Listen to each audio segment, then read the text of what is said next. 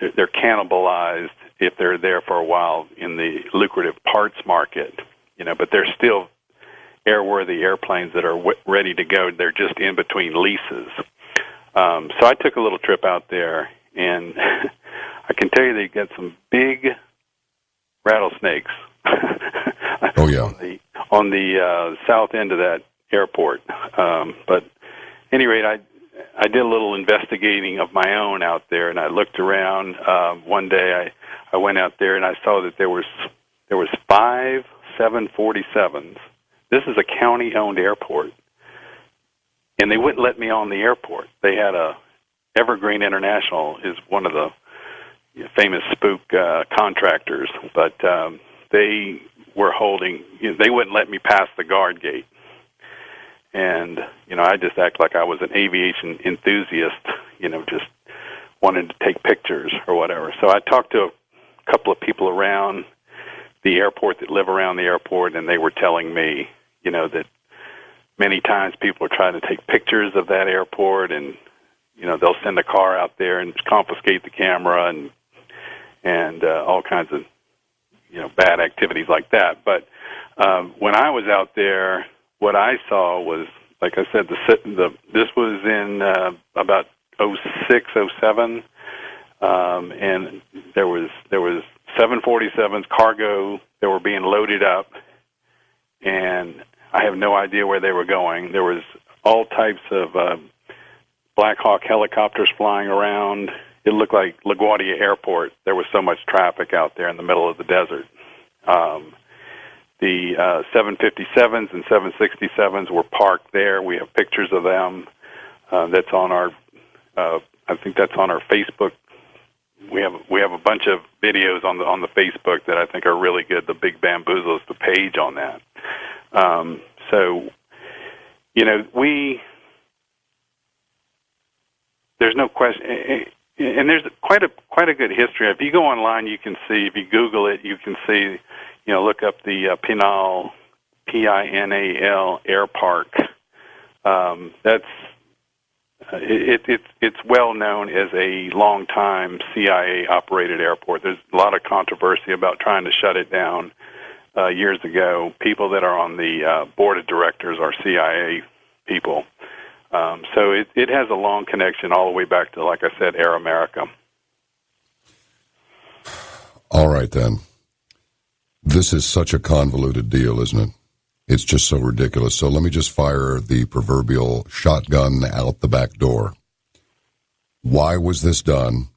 Who financed it? And who's the king rat who orchestrated all of this? I never thought it was a very good idea to have the former director of the Central Intelligence Agency become president. And it appears that the intelligence community is morphing into one great big American-style KGB. But that's just me, and probably a few million other people. So, you think Bush and Cheney were involved in this up to their necks?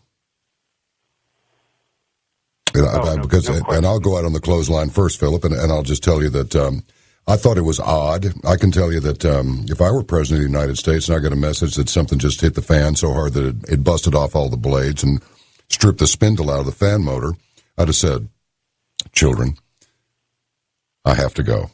I have to go back to work. A little something's come up, and I need to go. But we'll get back to the pet goat. I'll come back and see you, but I need to go right now. And I'd have been out the door. But again, that's just me. And as his presidency went on, I can't believe somebody just said, we're coming up on an election year, and all you're doing is bashing Bush. You left-wing moron. It's like that's the first time I've ever been accused of being a leftist. But anyway, hey, I'm glad that it's good if you're going to get anything thrown at you, it's good to get it from both sides. You know what I mean? That way you're going straight down the middle. But I thought his behavior became increasingly more odd. I found that as time went on, he was less articulate. The answers were more convoluted, and the facts became more obscured. So there, I've said my piece. You say yours. Well, when we put the timing on the attack together, and we see who knew what and when they knew it, basically the FAA knew about 35 minutes before the airplane hit the North Tower. American 11 came out of Boston. The FAA was following these guys. All of a sudden the transponder went off, and this thing makes a beeline towards Manhattan.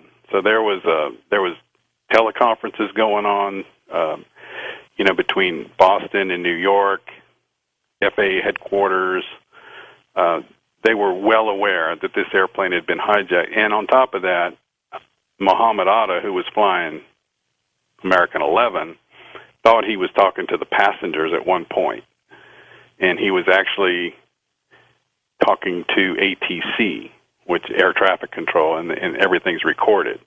Right. And he basically said, everybody don't make any stupid moves and things like that. Right. So the controllers that were working that flight knew right away that this thing was a hijack, and they started calling people left and right. So when I put it together, when I put the times together, when all these calls were made, Condoleezza Rice, who's Steve Pesesnik, I don't know if you know who he is, but he's a real interesting insider with the State Department. He said that it was a false flag operation, that Condoleezza Rice was part of it. So what I kind of concur with, I do concur with that, because when she had a telephone conversation with Bush at 8:55 after the American 11 had hit the North Tower. And in that conversation, she was talking to him and said, all we know is that it was a twin-engine airplane that crashed into the North Tower. Now, the only way she would have known that, and technically that's true, but if you say, it's a twin-engine airplane, you're thinking, a smaller, lighter plane type thing. 767 is a twin-engine airplane, but it weighs 300,000 pounds. Yeah. So for her to know that it was a twin-engine airplane, the only way she would have known that was because the FAA told her that, unless she had a eyewitness that just happened to be in, downtown Manhattan and say, you look like a twin-engine airplane to me. It makes no sense. So she told him. She tested. Finally, they got her They got her to testify in 2004. Of course, the media had already convicted, the ghost. And but at any rate, if you think about it, the only way she would have known it was a twin-engine airplane was from the FAA, and the only reason they were talking about that airplane was because they knew it was a hijack. So again, there's a just pants down type thing. There's no way she could have known that. So for him to sit, and that's before he went into the classroom.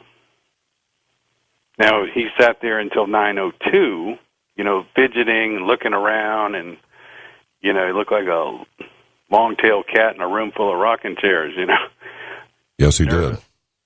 And, and then when the second one hit, I think what he needed to hear was that the attack was complete, and all he heard was that two had hit. So he had to stall. He had to wait. He had to, they must have been nervous. Whoever was behind this must have been sweating bullets at this point, because two of them had hit, and two of them were missing at that point, and probably they didn't know where the other two were. So that, to me, tells me that, there's something stinky about it. And, well, and before, too, with the 23 supposed PDBs that were sent up to the president, and he didn't take any action. He didn't alert airline pilots. He didn't alert anyone. It just stinks. And no one, I don't think anyone's ever, I think there was one reporter that asked him, hey, were you behind this? Right. And no one's ever asked him that directly, except for that time. And he just looked like a deer caught in the headlights when they asked him that question. It's online. I've seen it a few times, but it's almost funny the way he didn't know what to say. But he well, who financed this? What are the indications from your research?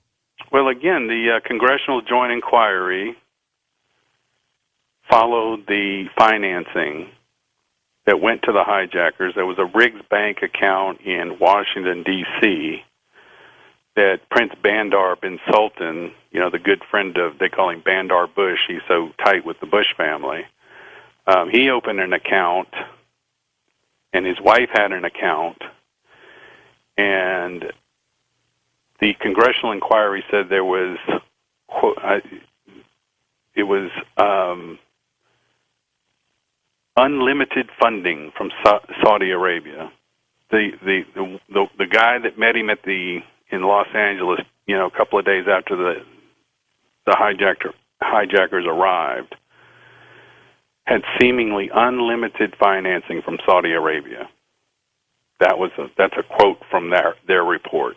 Unlimited financing. Unlimited. Seemingly unlimited financing from Saudi Arabia.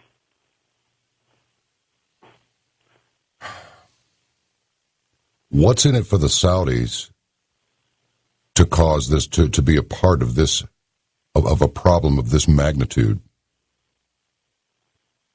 I mean, we know that some people made some money shorting some airline stocks. I mean, there were some curious dealings on Wall Street prior to this attack, but I can't. And the Saudis are so enigmatic. Most of the population lives in squalor, and then there's the select few that does well. But I don't.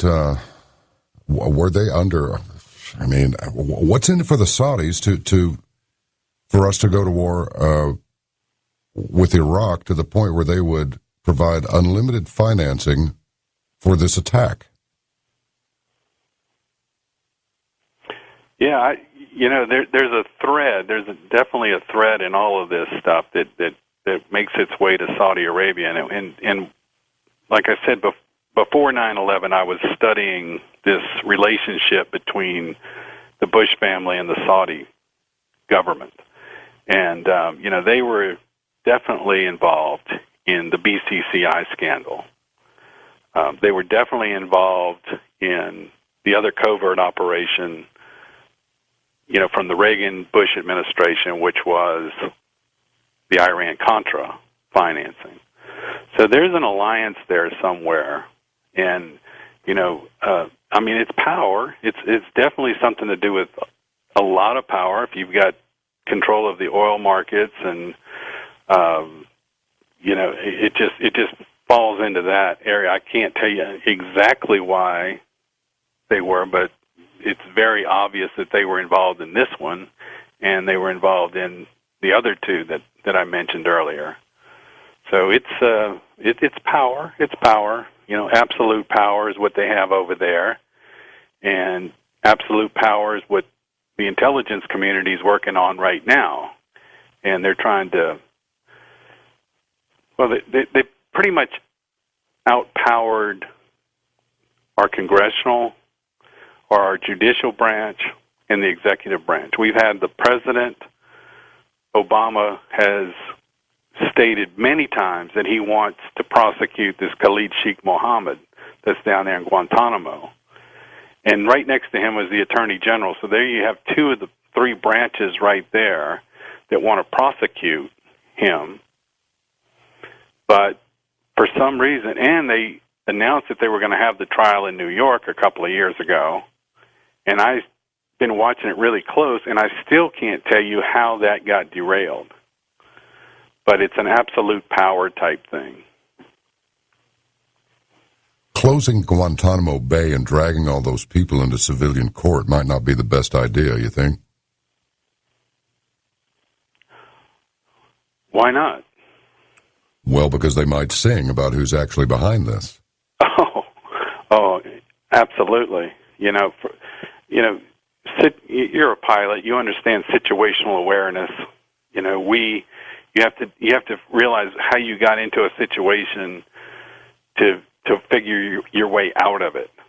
Yes. And basically, if we use the judicial system, like Obama promised in his campaign in 2004, or was it 2008?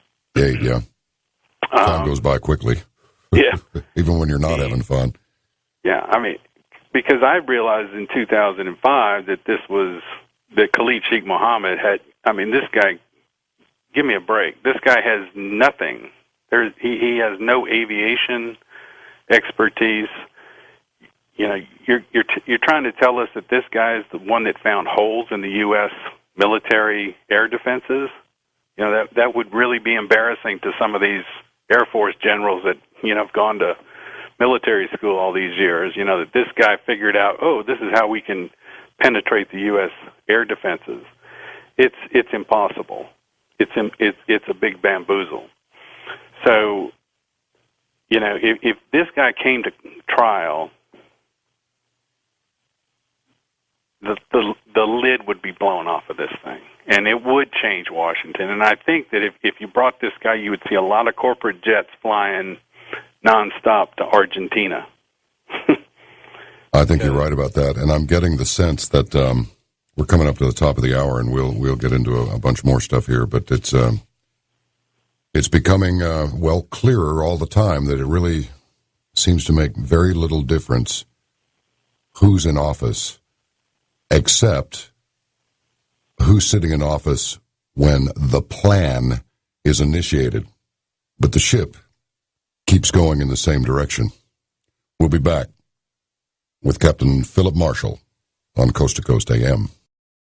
Yes, come without a warning like a UFO. That's us, the mothership that is Coast to Coast AM. We will be back with Philip Marshall after a brief break, and let's ask some more interesting questions because he has some very interesting answers. You can send a question to me. I will. I'll try and get it on the air if it's good. That's John B. at Coast to Coast AM, JOHN, B as in Bravo, at coasttocoastam.com. I'm reading them now, and we'll be back with Philip Marshall in just a minute. This is Coast. Philip Marshall, how were these pilots able to have so much time without running into some fighters? What was up with that? Well, like I said, if the attack would have been executed the way I believe it was drawn up, where these guys would take off in the first 15 minutes, got to altitude, and then just shot right to their targets. It was a good tactical plan. Now, like I said, 2 of them hit on plan. The other 2 delayed for almost another hour. It's very interesting that there was a competent response from the military at first. They launched 2 F-15s out of Otis Air Force Base out in Cape Cod. But they wouldn't have made it there. They didn't make it in time. So I think it's really suspicious that when the attack started to encounter delays, that all of a sudden there was seemed like a military stand down until it got completed. And when we go back and look at what Dick Cheney was running the response from the White House, it becomes very apparent that what he told the country there was a Meet the Press on that next Sunday, and he said that they launched more fighters and that they ordered a shoot down.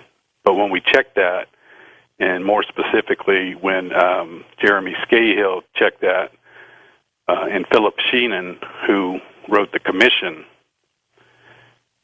there were 7 logs that's taken on those conversations between Cheney and Bush, and none of them mention a shoot down order or even a scramble.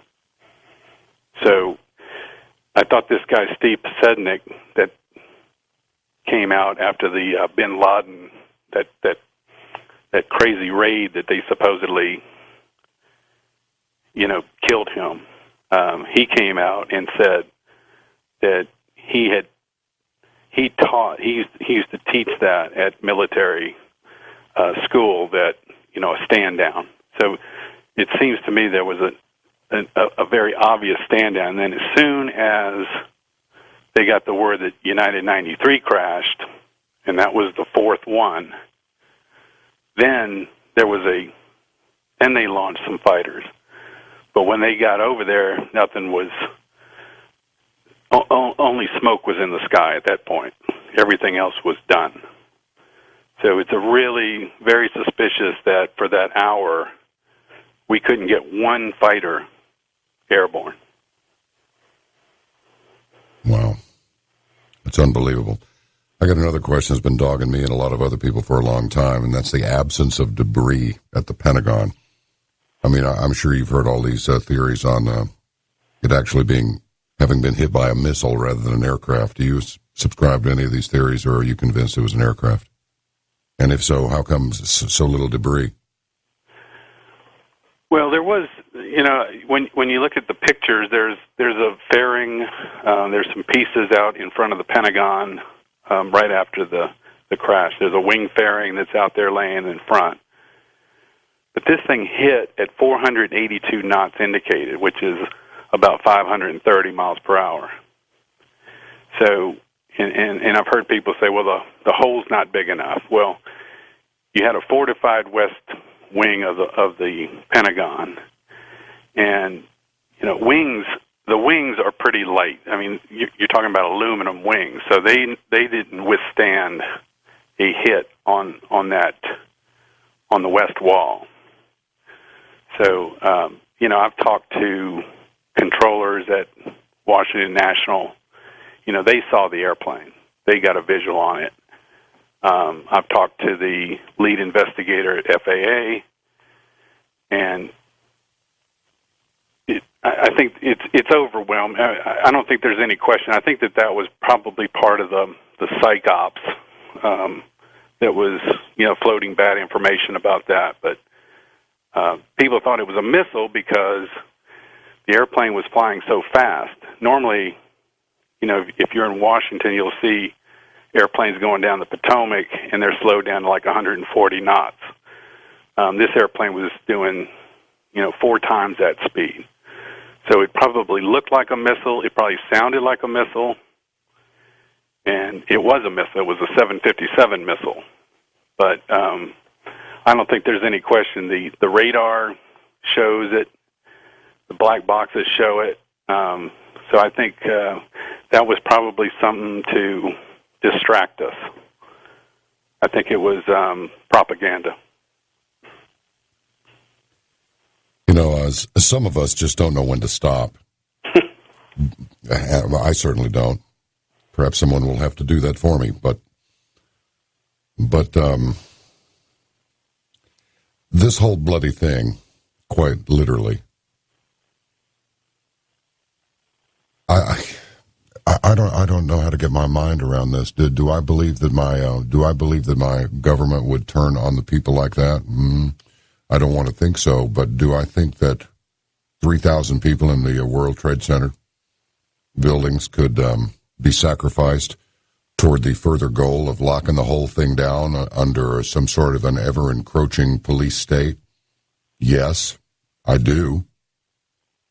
Soldiers and civilians have been sacrificed before. As a matter of fact, when the Allies captured the Enigma decoding machine back in World War II, they had to, I think it was it Coventry that got hit so badly? It was a terrible, thousands of people were lost, but if we had done anything to thwart that attack, it would have tipped off the Germans that we had their machine. So we just let it go.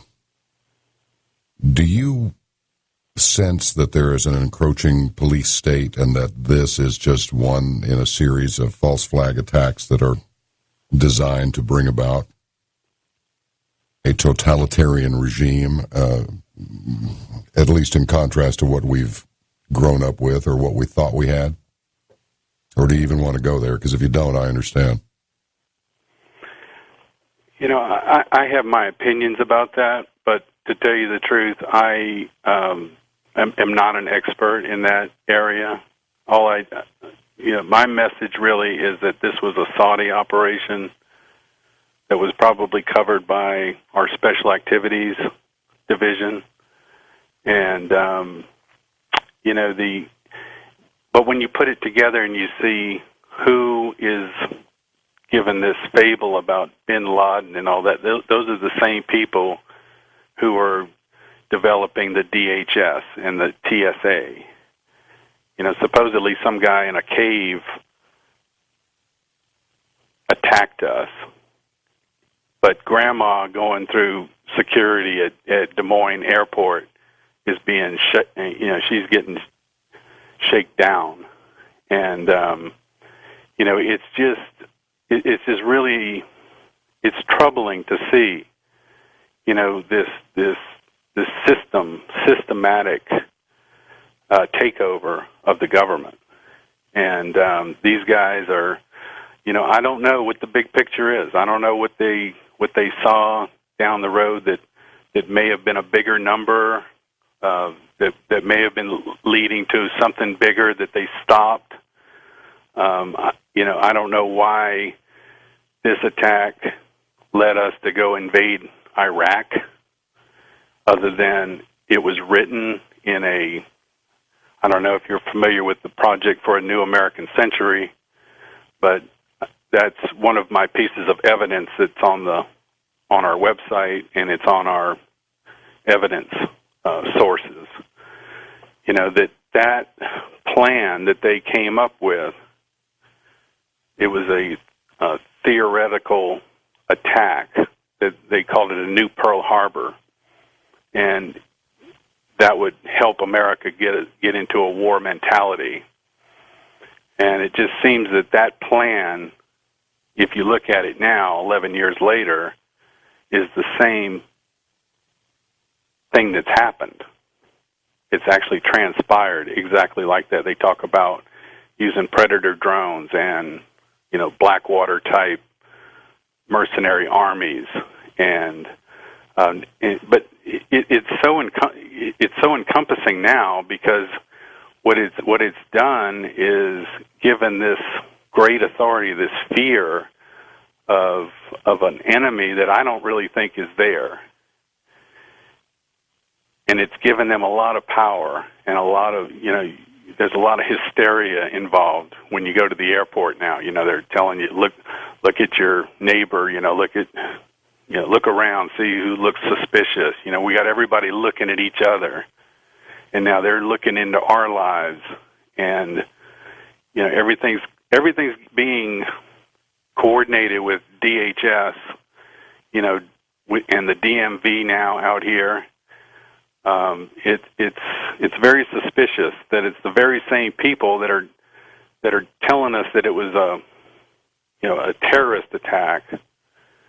They're the same people that are clamping down, and really their power has gone up so much. So I think that it's a big plan. It's when you read that Project for a New American Century, they talk about Dick Cheney as being their leader, their inspirational leader, and those types are now the ones that are really in control of what's going on. So they don't really need to have an election anymore if they have power over our three branches of government. Well, it looks like it really does look like it's morphing into one big KGB. It really does look that way. In fact, I saw a silver gray Ford, police car looking thing, like the one, like the one the feds drive around. Everybody drives in that business, and it had an interesting, very official, federal looking seal on the door. and it said, Veterans Securing America. And there were a couple of young guys there, so they were coming out of this gas station. I spoke with them for a minute and said, say, fellas, never seen that. I've never seen a plaque like that. What department are you with? Are you Homeland Security? No, they're just basically what they are is they're young veterans that just finished up with a couple of tours.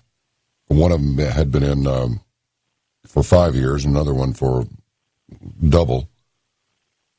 And they had been to the Middle East twice. And now they were just securing whatever federal facilities they were asked to secure.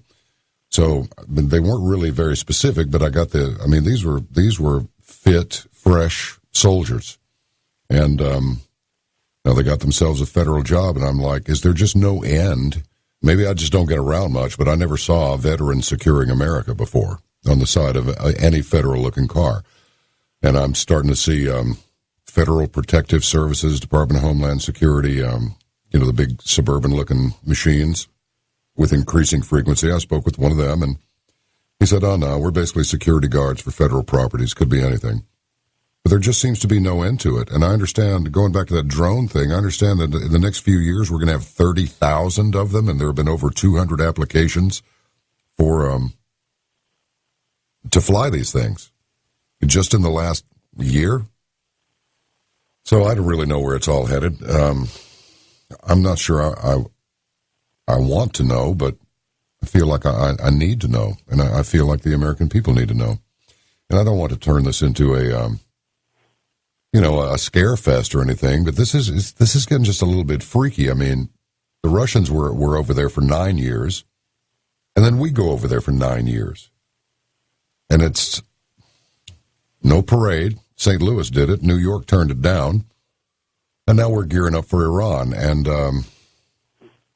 could this just be, could the simple fact of the matter be that we've been on a wartime economy ever since World War II, and without a war, we don't have an economy?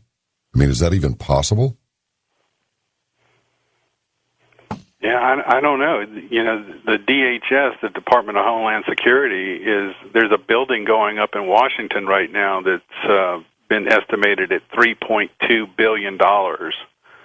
And they are, there was a great series in the Washington Post last year. Dana Priest and William Arkin are two journalists that work for the Post, and they had a 4-part series called Top Secret America, where they went into how the DHS is now hooking into all the counties and around, and they have these devices, that they can put on the side of the road where it can read license plates and tell you how much money you have in your bank account, basically, every time you go past them. They automatically can read your license plate and get all your information. The satellite systems that are circling the globe right now are all hooked into this, the GPSs. And, you really don't have any security when you have so many people that have access to your personal whereabouts. If it was if we were if there were so many bad guys out there, maybe they're anticipating some kind of a financial meltdown or something. I don't know.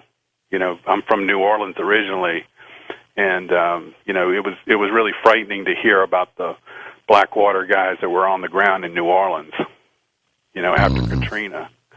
There's definitely a movement going on. It seems like they're preparing for something.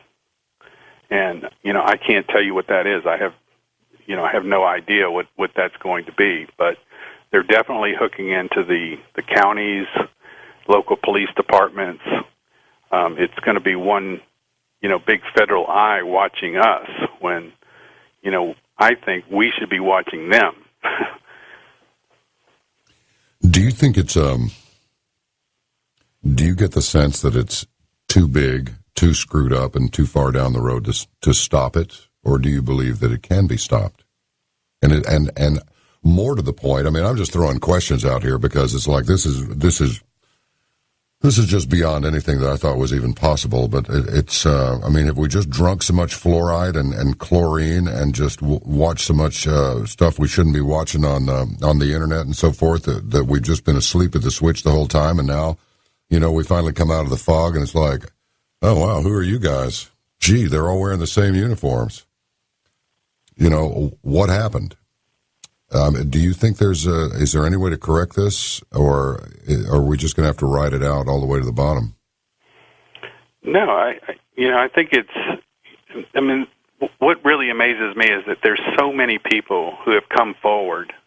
Senator Bob Graham, who was the chairman of the first federal investigation, has written 2 books with the message that 9/11 was a Saudi operation. Thomas Keene, the head of the 9/11 Commission, and his co-chair, Lee Hamilton, they wrote a book, that said that there was a big cover-up and an obstruction of justice, especially when they were trying to interrogate Khalid Sheikh Mohammed down there.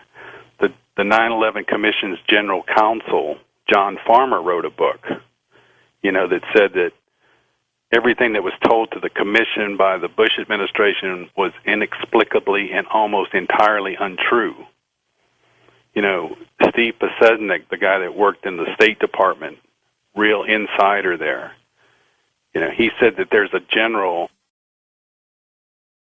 Thanks, Ross Mitchell. Appreciate you.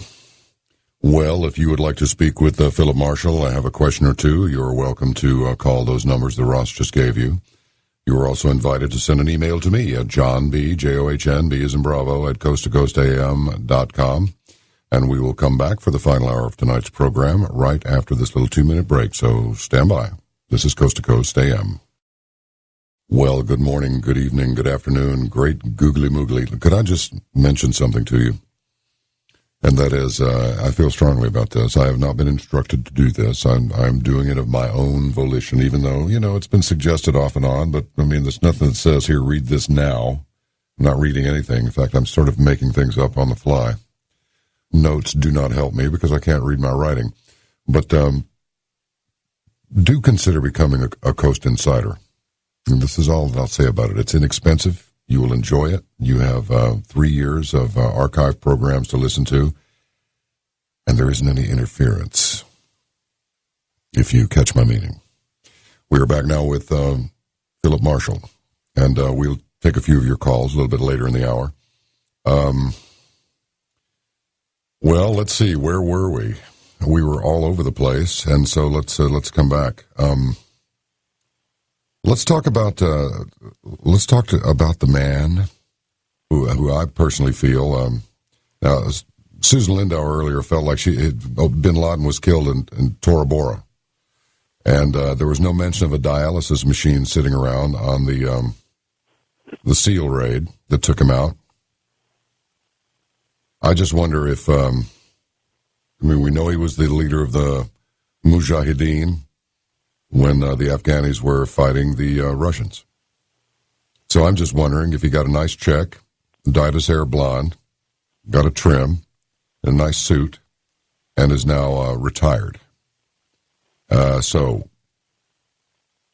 who conducted the raid that supposedly captured Osama bin Laden? And why didn't the American media raise more questions about that raid if he's supposed to be the great perpetrator? Seems like he would have had a lot to say about the whole apparatus. But then again, some people have come to the conclusion that there is no Al-Qaeda. That's the boogeyman. It doesn't really exist. Do you have some thoughts on this? Well, I think that raid was very questionable on a lot of levels. First of all, I don't think that any American soldier would take an order to shoot an unarmed man in front of his family or whatever. I thought that would be a great opportunity for us to demonstrate to the world our justice system. And all of these videotapes that have come up over the years, they don't add up. They don't. His appearance changed. There's one in particular that that we have posted, where he's walking with a supposedly militiamen. It's a BBC piece that we repeated on the Facebook page, and it's very interesting. He's supposed to be 6'7", real tall guy, but in this picture, it's the same guy that was doing the videos. And unless everyone in that militia group is 6'7", this guy, it doesn't add up. It just doesn't add up. And no one has seen him. The president of Pakistan said many years ago that he was dead. His obituary was published in Egyptian papers and Pakistani papers back in 2001. So it looked like he died. And according to Steve Pesesnik, said that he had Marfan syndrome, which is fatal. You don't live through that one. Way back in 2000, when he saw him in a hospital in Dubai. If you're on a dialysis machine, like he was reported back in 2000, you need sterile water, you need electricity. It's just no one saw the guy. No one saw him really for 10 years. And even after these videos came out, when you listen to, Bush administration officials, they say, well, we haven't heard from this guy in quite some time. Well, supposedly he just made a video the month before that, and they're saying that. So that doesn't add up. So no one's seen this guy for 10 years. And then all of a sudden we get this announcement, oh, yeah, we went in there, we found him, we killed him, and we threw him in the sea. Believe us. Yeah. And then, well, we can't show you the pictures because it's just too gruesome to show you these pictures. But if you're watching this carefully, I've really been paying attention to that raid because, in my first book, or the first one about 9/11, False Flag 9/11, we came to the conclusion that he had died in December of 2001. And a lot of people have echoed that belief. So if you're conducting a reconnaissance on that compound, like they said, for 2 months prior to this supposed raid, where's the reconnaissance photos? Why didn't they take? We could bear to see that, couldn't we? If you have a picture of him, supposedly there was a lot of propaganda that was sent out, that he was called the pacer, that he would go out in the compound and walk and just pace back and forth. Where's the pictures? We could stomach that, couldn't we? You would think so. As far as bin Laden's concerned, the last photograph I saw of him, he looked 90. Yeah. You know what I mean? I mean, he looked decrepit. It didn't really even look like him. It looked like somebody who was sort of dressed up like him, almost like an Elvis impersonator. Yeah, well, look on the Facebook page, the Big Bamboozle Facebook page that we have. We have a BBC, another piece of the BBC where they actually went in there and started asking citizens of that town, what they thought of it. And they were just laughing and saying, the guy that they showed was Abraham or somebody that they knew, and it wasn't bin Laden, and none of his neighbors had seen him for the whole time. There's not one picture of the guy. There's not, except for that one that, supposedly he's sitting there watching himself on TV. There's no voice recordings of him. There's no record at all of him. And so we found him last night, and we took care of him. We threw him in the sea. Believe us, and we'll make the announcement, and just believe us. And but it's the same group. The same group that did this raid is the same group that captured Khalid Sheikh Mohammed in Pakistan. The same group that brought him to Guantanamo. The same group that through third-hand testimony, he confessed, supposedly. That same thread of this little special activities group. we're supposed to just believe whatever they tell us with no backup. And like I said, I think the biggest thing would be, where's the reconnaissance photos? If he's out there pacing all these hours in the backyard, where are those pictures? Well, look, here's the thing. I've reached a point where I don't know what to say and what not to say. So I think I'll just go ahead and just let out whatever comes out. And here's the thing. It's a question. Have we just become a nation of idiots? I mean, have we? I'm serious, and I lump myself in that group as well.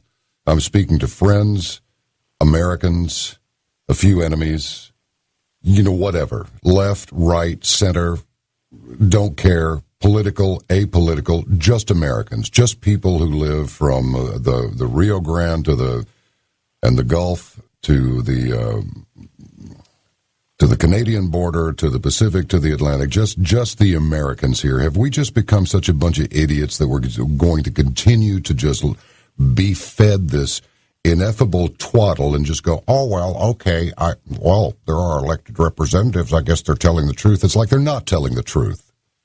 And I can only say that this is a night filled with technological anomaly, which is one of the reasons that I suggested that you become an insider, because you'll get the unexpurgated version of the program, because there are questions that have been asked and they've been asked and they've been asked, and people dodge in the political theater. They dodge them, and it seems to make no difference who is in office. President Obama said, "I'm going to close Guantanamo Bay," and that didn't happen. We're going to pull our troops out of Iraq. Well, that was almost a non-event, and God bless each and every one of our servicemen and women for giving it everything that you have, and in some cases everything you've ever had, everything you have, and everything you're ever gonna have, because some of these people lost their lives. I know what it's like to have family, and I know how I would feel. My father told me some time ago, he goes, "You didn't know this? You might have been carrying a 1A draft card, but you were not going to Vietnam." I said, "Really?" He goes, "That's correct. You were not going." I said, "Really, Dad? And how were you planning on doing that?" He goes, "Well, that's my business, but it's just as well they didn't call you up because you were not going." And I said, well, why not? I would have wanted to go." He goes, "Not for that, you wouldn't." And our veterans were treated badly. They're still being treated badly. I understand they're even yanking them around on their money now, and these people just go right on down the road. Let me get off of this for a second. Talk to us for a minute about the funny money moves that were made prior to the 9/11 attacks, because I want to reinforce this, and this is my position on this. With whatever tools that I am granted, with whatever privilege I have to sit behind this microphone and speak into it, I'm not just going to forget about 9/11. I'm not going to forget about any of it. I don't want any of you to forget about it either. Now, I don't have a big magic wand I can wave around and just instantly produce truth like the blue genie coming up out of the lamp, but it's like, I'm not letting this go. And I think that there are millions of Americans who aren't letting it go either. But they really have no direction, because it seems to make no difference whether it's what political party is in office. The ship keeps going in the same direction, and I've been beating that horse until it's dead. If I keep beating it, no animals were harmed in the broadcast. But it's a figurative thing. It's turning into glue. The horse is dead. It's beating a dead horse. It's glue, and we still get no answers. So let's talk about the money. What do you know about any of the stocks that were shorted, any of the put options, any of the money that went uncollected? I understand there's several $1 million sitting in a bank account that still hadn't been withdrawn. Can you enlighten us on this particular facet? Well, we know, and I cited a lot of experts in the book, about how there was alarm bells going off on September 10th, and all these trades that were executed in the week prior to the attack. And then your last guest, Susan Lindauer, she said that, through a back channel in the CIA, that there was a rumor that this attack was going down. There's a chapter in the Big Bamboozle that talks about the setup, all these fake reports that said that this guy Bin Laden. My favorite title of those was that it's real. That Osama bin Laden is real. There were a lot of people that knew this thing was coming down in a certain circle, and I'm positive that Fox News Corporation, they knew it was coming down. They were ready with all these crazy stories, and to a rush to judgment happened so fast. Oh, this is the guy because we have all these reports. And those reports started to surface at the same time that the Saudis were getting ready to attack. When their flight training was ending completion, all these reports started coming up. So while they were getting ready on one side, the other side, the psychops, they were preparing this ghost that came, out of nowhere and defeated the entire United States military and all of our national security measures. So there were a lot of people that knew this was coming down. And, we can talk about this all night. We can talk about it for the next 10 years. Yep. But the answer is very simple. And it's our founding fathers anticipated that someone was going to try to take over our government, that they were going to try to get an absolute power going. And they left us with the tools that are still here to be a democracy, and all we have to do is use it. And it's very simple. Get it into the court system. If you get it into the court system, and you can start with Khalid Sheikh Mohammed, bring it in there, now you open it up, and then we can go in and find all these experts that said, okay, there was a stock trade here. Where did that money go? Why didn't we track that down? All those trades could be tracked down. But if you have a Justice Department that's under the intelligence community, they're pretty much handcuffed. They're not going to do anything about it. So it's back to us. If we want a democracy, if we want to live by the Constitution, it's our duty. It's our duty, and the voices are starting to come forward now, and there's a lot of them. There's so many great witnesses that are available for a trial right now. It would be very entertaining to see this come down, but really, that was covered by the Founding Fathers. They anticipated this type of a takeover, and they gave us tools to fight it, and they're still there, and all we have to do is demand it. I was told many years ago, in fact, my dad told me that people that he knew, this is a long time ago, said that the presidential candidates that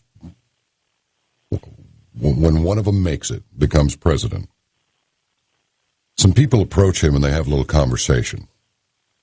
And at the end of that conversation, the newly elected president is never the same. So for anybody who has the idea that this is some sort of a Bush-bashing exercise,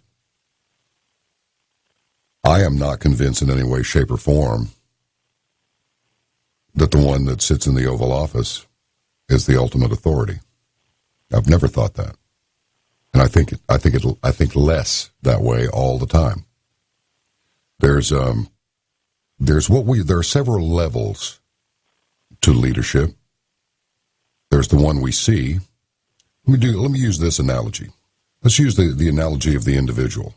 It is said that a person is actually three people.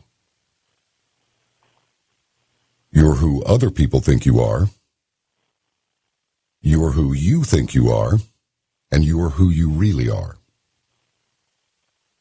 And I suppose this entire exercise is to just keep this alive. We cannot let this go. We have to have the truth, no matter how bitter a pill it is to swallow, no matter how unpleasant it is, And what sort of a statement would it make to the world that we have rescued from disaster on a number of occasions before we became what appears to be a nation of war makers? This is my personal opinion, and that's it.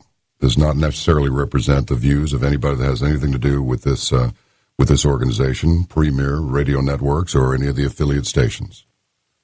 Well, what sort of a statement would it make to the world if we were to say, these people are guilty, and we have brought them to justice?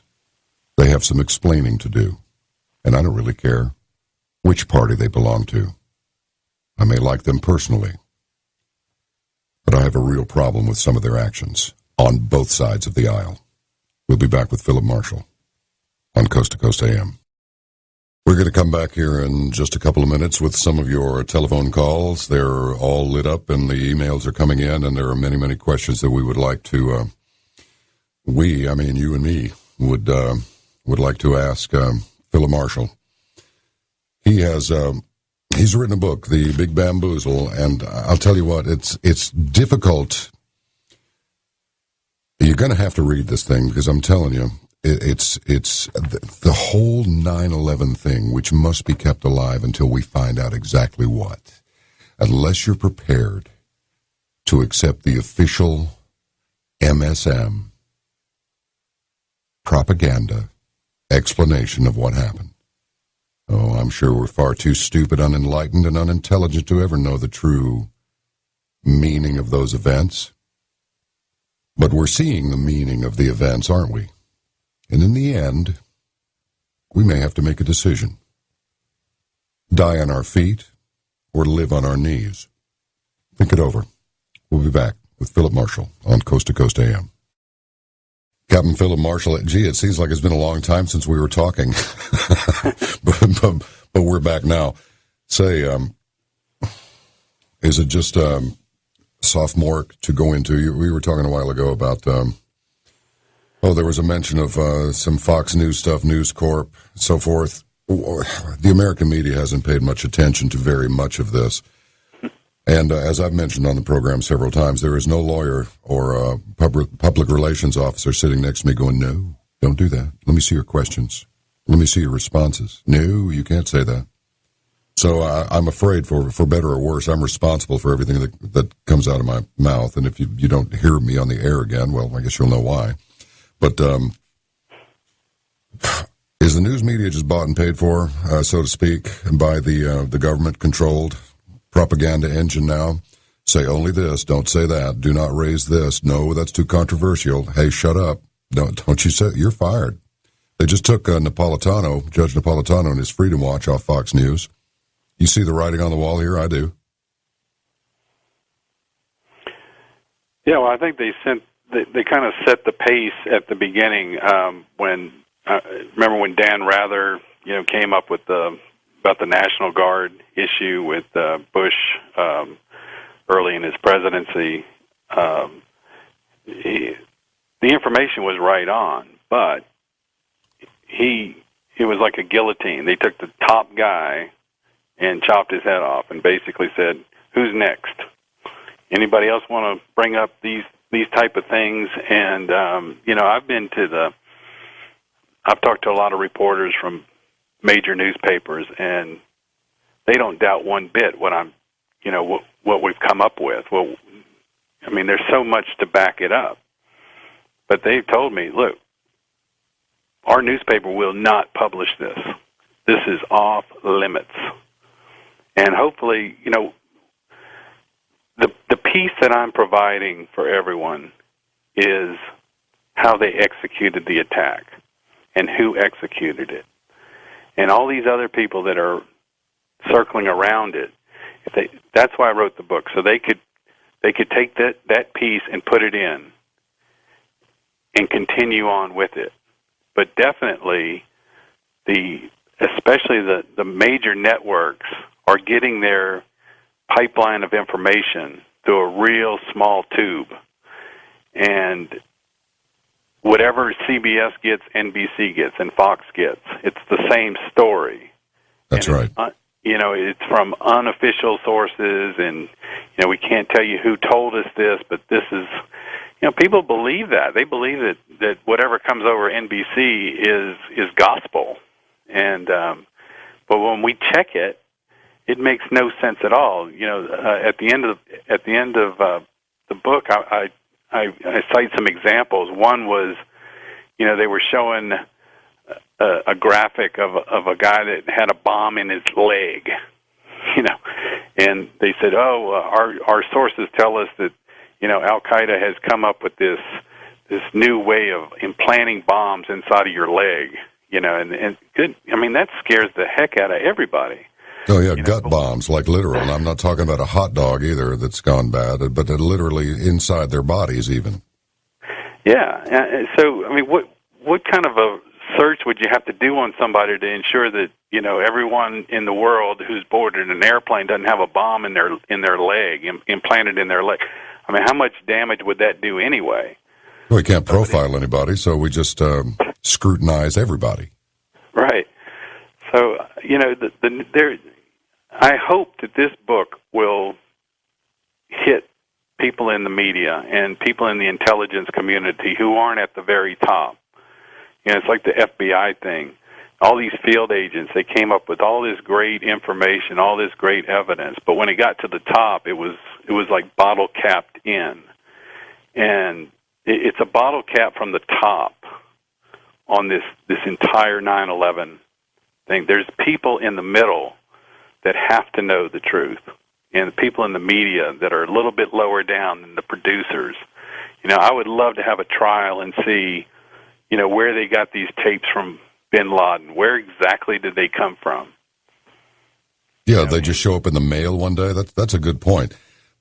Just quickly going back to this Dan Rather thing when he ripped his britches with everybody. Now, wasn't it shown? Was it contrived, or was it true that the information that he had presented about former President Bush was inaccurate and contrived? In other words, was the information contrived, or was the revelation that the information was contrived? Was that part contrived?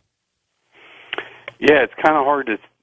The best I could make out of that one was that his source told him that this was the truth, and then when they checked it, when the rest of the media went in there to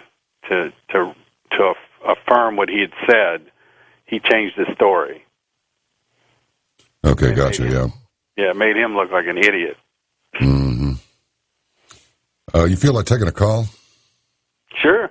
Let's take one. It's on Wild One. We got Rick in Hollywood. Come up on the bridge and talk to us, Rick. Hello? Hello. Hey, guys. Hey. Listen, first of all, okay, the Bush family was involved in robbing this election in this country. So they got a favor from the Saudi Arabians, to establish their name. Because if you remember, even in Europe and around the world, the Bush family's name was indeed crap, okay? So that was the favor of 9/11. Those buildings had to come down because they were damaged from the basement. They were red tagged. Second of all, if the Saudi Arabians, like you're saying, are behind 9/11, why aren't we bombing them? That's a good question. Thanks, Rick. Thank you. Well, what you think, Captain? Why aren't we bombing them anyway? They're what? I'm just curious. What is it that we owe these guys? I don't know. I have no idea. It's okay. I don't know where that is. I'm not in charge of bombing, but I have no idea. I mean, I think if the truth comes out, and Senator Graham has said that the stuff that they classified in his report would really make it clear. I think that's for our country to decide how to react to that. All I'm doing is bringing out the evidence that has been published and is available. And it's for someone else to decide. It's for us to decide how do we deal with this, and that's why we have a Congress. But I believe our Congress has been bought and paid for, unfortunately. And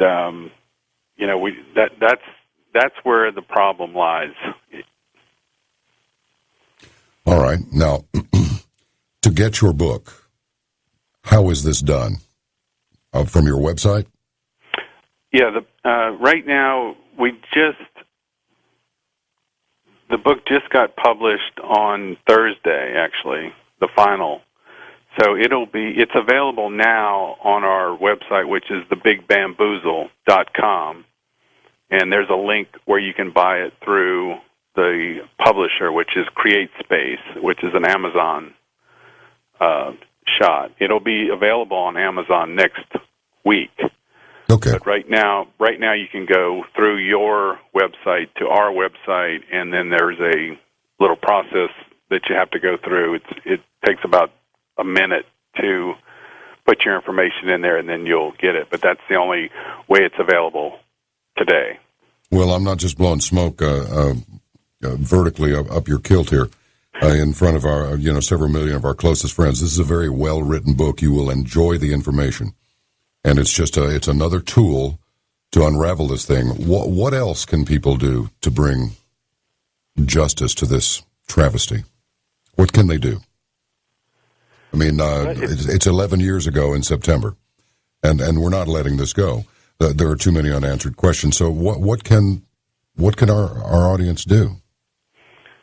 Well, the first thing is awareness. You have to be aware of what the problem is and where it lies. And if I wrote this book so that people could read it they could read it in 2 hours, or they could read it, they could take a month and look at all the links and all the footnotes and everything, and then go to the website where we're going to, I just finished writing the book. Now we're going to try to push this into the right hands, into Washington, try to get some awareness of, what the problem is, that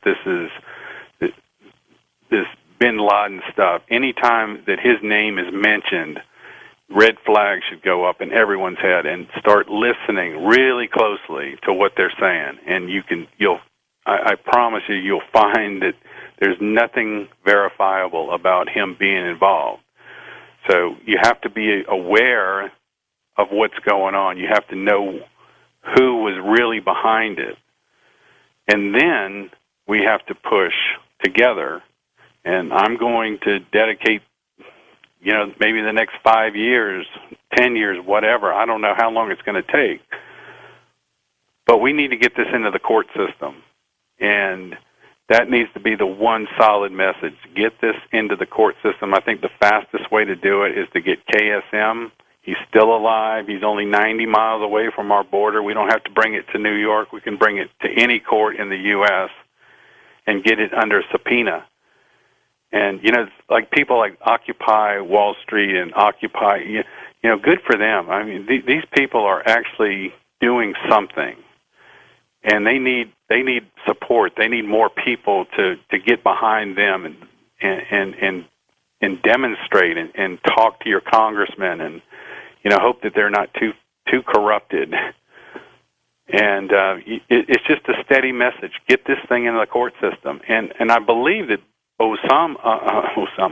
Obama and Holder, I believe that those two guys are still trying to get this into the court system, and they're being opposed by the same people that I suspect, and that's Joseph Lieberman, Lindsey Graham, McCain, Peter King, those guys. Those are the ones that we need to just keep a good eye on. Those guys. All right, let's talk to Mike very quickly in Livermore, California. Mike, if you're there, come on the bridge. Good morning, gentlemen. Good morning. Mr. Marshall, a quick statement. I think the major block for a lot of people that can't get behind any of these things with 9/11 is they just don't see the big picture, and the big picture is it all points to the Council on Foreign Relations and the tentacles they have out there and the control they have out there. And there's an excellent DVD documentary called True Lies by Servando Gonzalez, a Cuban patriot who came over in the early 60s. It really goes through the whole history of this CFR. And I was just wondering if you have looked into any connections with the people that were involved in this, as you see, the ones in the military and in the administration and everything else. How many of them are members of the Council on Foreign Relations?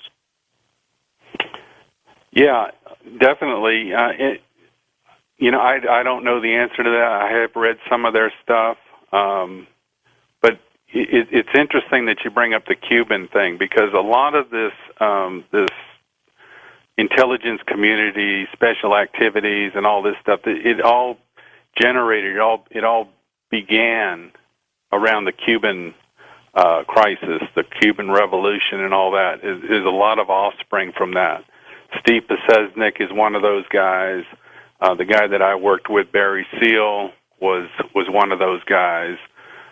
Lee Harvey Oswald, that whole group that, a lot of shady stuff going on that started in the 60s with the Cubans and with that foreign council. Yeah, there's, that, and again, that's another thing that can be brought up in court, in the courts, where, we can talk about this forever, but until you get it in court and you get people that can testify under oath, that's where we're going to get the answers, and that's how we're going to get to the end of this thing. Very good. Let's have one more. Joe in Boston on Wild 5. Come on the bridge, Joe, if you're still there. Thank you for being so kind as to take my call. Mr. Marshall, I have a couple questions, quick comment. We better get out of this inverted flight. We'll reach surface ceiling. My brother flies for an airline. You're so correct about the yoke. Also, why couldn't people get in that cockpit? And the military did not scramble. And and we should hear those tapes. And the same thing's going to happen here. What happened to Kennedy? And like Egypt Air. Egypt Air went down, and they shut the engine off and put the airplane in a dive. And I'll take my answers off the air. And when this happens, sometimes you can't pull out. But thank you for being so kind, John, as to take my call. And is your book in audio for the blind? That's all I'd like to say. Thank you. Thank you, sir. Yeah, we're working on the audio version. It should be coming out pretty soon. The cockpit, they've reinforced the cockpit doors. They've put a completely different system in there. It's reinforced. You can't get in there, which could be a good or a bad thing. I don't know. But before 9/11, we had a door that had a key to it, and I go into that in the book where there was a universal key that was available in all Boeing airplanes. It's really incredible. I wrote a whole chapter on that. But, it would take a long time to kick that door down, even with the old system. Today, you could not get into it. The Egypt Air thing, that was a really interesting thing, but it sounds to me like that was a suicide. Like the co-pilot, I believe he was a long-time co-pilot, never checked out his captain, and I think he was having a bad day, and everybody behind him had a worse day. Philip Marshall, thank you very much. I'll stay in touch with you. For Art Bell, who started it all, George Norrie, Lisa Lyon, good grief, George Nappy, and Punter will be on tomorrow night, and myself, John B. Wells. Remember, it's harder to rebuild than it is to build, and it was tough enough to build this thing in the first place, our country. Ben Franklin was asked, "What have you given us?" His response was, "A republic, if you can keep it." Until next Saturday night, be well.